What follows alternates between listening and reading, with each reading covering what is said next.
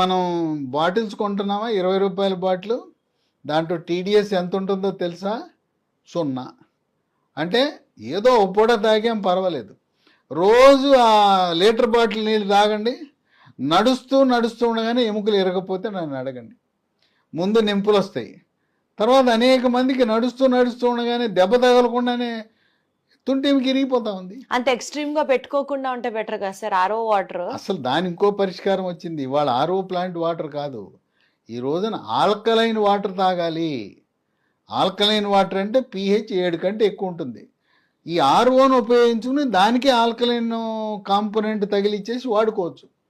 కనుక RO plant స్వస్తి పలకండి.